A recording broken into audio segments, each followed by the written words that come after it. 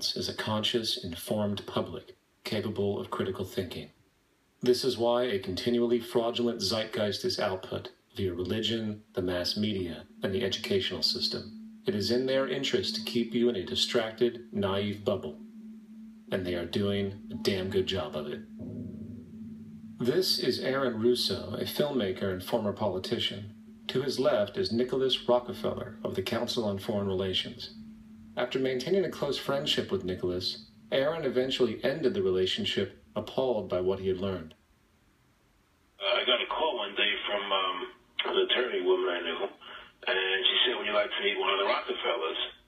I said, "Sure, I'd love to." And we became friends, and he began to divulge a lot of things to me. So he said to me one night, he said that there's going to be an event there, and out of that event, you're going to see we're going to go into Afghanistan, so we can run pipelines from the Caspian Sea. We're going to go into Iraq to take the oil and establish a base in the Middle East, and we're going to go into Venezuela and try and get rid of Chavez.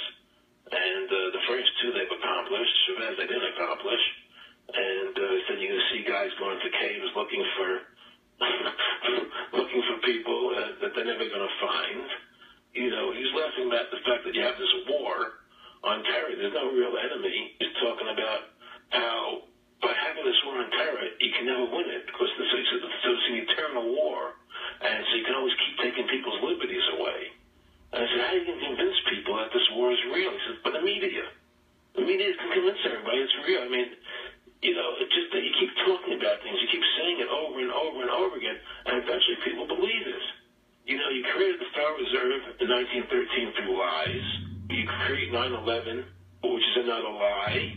Through 9/11, you're fighting a war on terror, and now all of a sudden you go into Iraq, which was another lie, and now they're going to do Iran. You know, and so one thing leading to another, leading to another, leading to another. Now, I would say, what are you doing this for? What's the point of this thing? You have all the money in the world you ever want. You have all the power. I said, you know, you're hurting people. It's not a good thing. And he would say, what do you care about the people for? Take care of yourself and you take care of your family. And then I said to him, what are the ultimate goals here? He said, the ultimate goal is to get everybody in this world chipped with the RFID chip and have all money be on those chips and everything on those chips. And if anybody wants to protest what we do or violate what we want, we just turn off the chip. So how far will the sickness of power go? To what lengths will those in control go in order to maintain and preserve their positions? We have a Florida family who are really pioneers in a brave new world. They have volunteered to be the first ever to have microchip identification devices implanted into their bodies. After 9/11, I was really concerned with the security of my family. I wouldn't mind having something planted permanently in my arm that would identify me. George Orwell, in his famed and possibly prophetic work, 1984, stated, "Power is not a means, it is an end. The object of persecution is persecution.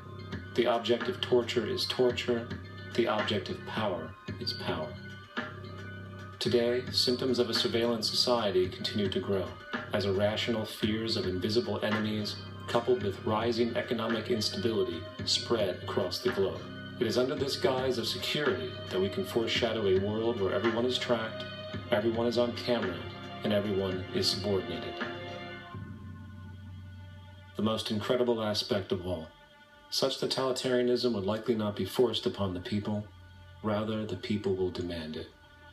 For the social manipulation of society through the generation of fear and division has completely inhibited the culture. Religion, patriotism, race, wealth, class, and every other form of arbitrary separatist identification and thus conceit has served to create a controlled population, utterly malleable in the hands of the few. Divide and conquer is the motto, and as long as people continue to see themselves as separate from everything else, they lend themselves to being completely enslaved.